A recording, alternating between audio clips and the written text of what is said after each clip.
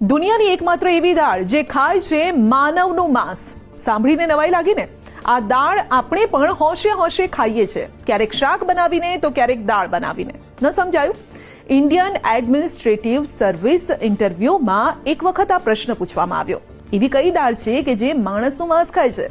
અને ત્યારે ખબર નથી કે ઉમેદવારે આનો સાચો જવાબ આપ્યો કે નહીં, પરંતુ આજે અમે આપને આનો સાચો જવાબ આપીશું. તો આનો જવાબ છે લીલા મગની દાળ, જેને માનવનું માંસ ખાતી દાળ કહેવામાં આવે છે. આનો અર્થ એ નથી કે આ દાળ ખરેખર માંસ ખાય છે. તો આવું કહેવા પાછળનો હેતુ શું છે? ચાલો જણાવું. આ દાળ સૌથી પૌષ્ટિક અને પચવામાં પણ હલકી હોય છે, અને તેથી જ તે દર્દીઓથી લઈ બાળકો સુધી દરેકને આપવામાં આવે છે.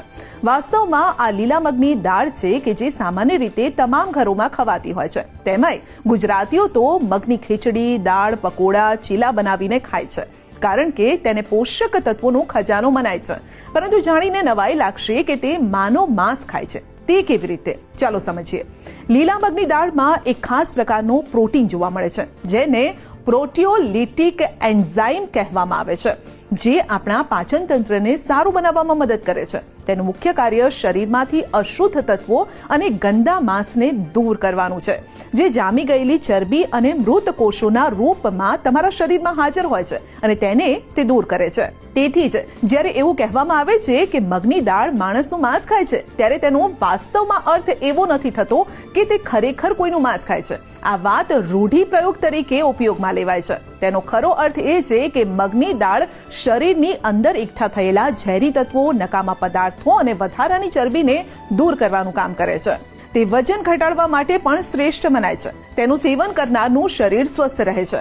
મગની દાળ શાકાહારીઓ માટે પ્રોટીનનો ઉત્તમ સ્ત્રોત છે, અને જેથી તમારા આહારમાં મગની દાળનો સમાવેશ સ્વાસ્થ્યની દ્રષ્ટિએ ખૂબ જ ફાયદાકારક છે. જે લોકો મગની દાળનું સેવન કરે છે તેમનું શરીર ટોન રહે છે, તેમનું પાચન તંત્ર પણ મજબૂત બને છે. તેમાં રહેલા ફાઇબરના કારણે પેટ ભરેલું લાગે છે અને વધારે ખાવાની ટેવ ઓછી થાય છે. તેમાં પોટેશિયમ અને મેગ્નેશિયમ જેવા મિનરલ્સ હોય છે, જે હાઈ બીપીને સંતુલિત કરે છે.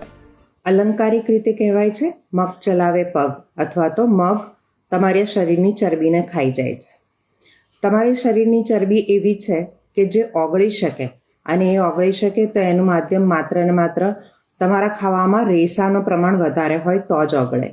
હવે આ રેસા સૌથી વધારે કોઈ જ વસ્તુમાં મળતા હોય તો એ મગમાં છે, અથવા તો મગની દાળમાં છે.